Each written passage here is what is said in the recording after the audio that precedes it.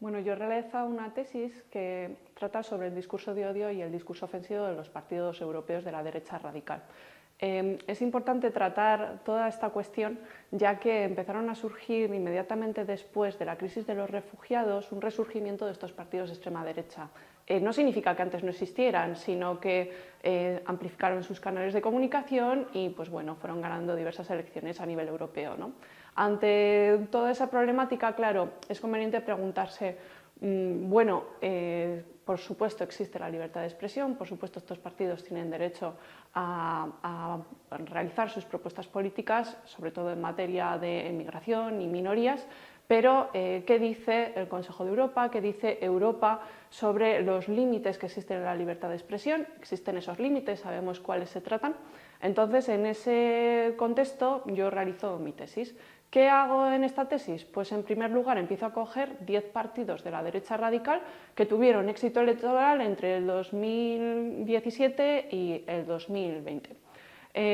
A continuación lo que hago es únicamente centrarme en el discurso sobre los migrantes y las personas musulmanas, ya que es aquel discurso que finalmente puede causar un perjuicio a esta población, entonces pues resultaba interesante estudiarlo.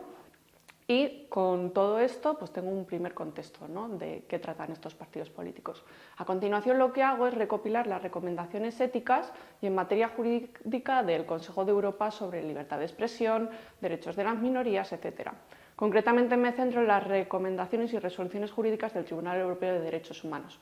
Entonces nos vamos dando cuenta de que este tribunal, conforme van sacando, por así decirlo, las sentencias, van incluyendo una serie de criterios que se tienen en cuenta a la hora de considerar si un discurso es ofensivo y esto es, no entra dentro de los límites de la libertad de expresión, o por el contrario es un discurso de odio que es penalizable y porque se quedaría fuera del derecho a la libertad de expresión.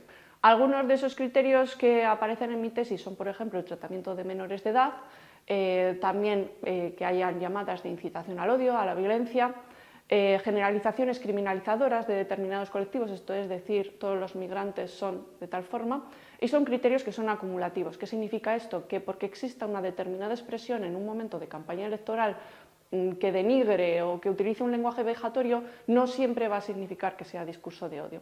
Con todo esto, lo que hice a continuación fue, bueno, ya tengo qué han dicho estos partidos, ya tengo lo que sanciona o no sanciona el Consejo de Europa, voy a ampliar lo que dicen estos partidos y voy a ver qué estrategias ellos utilizan para legitimar estas posiciones, porque nos dimos cuenta de que estos partidos son perfectamente conscientes de los problemas que existen en materia de libertad de expresión. Y como son conscientes de que se les puede penalizar o incluso censurar, pues han adoptado una serie de estrategias de tal forma que utilizan un lenguaje más implícito. Esto es, a lo mejor muchas veces no explicitan todo lo que quieren decir, pero no por ello no transmiten ese mensaje. Entonces, a continuación lo que hicimos fue ver todas estas estrategias y ya un último paso fue la comparación. Comparamos qué habían dicho estos partidos políticos, qué había dicho Europa, y sabiendo en todo momento de que nosotros no somos un tribunal, es decir, que nosotros no podemos decir tal partido cometió discurso de odio, por el contrario tal otro partido únicamente se quedó en un discurso ofensivo. Pero hicimos una tentativa.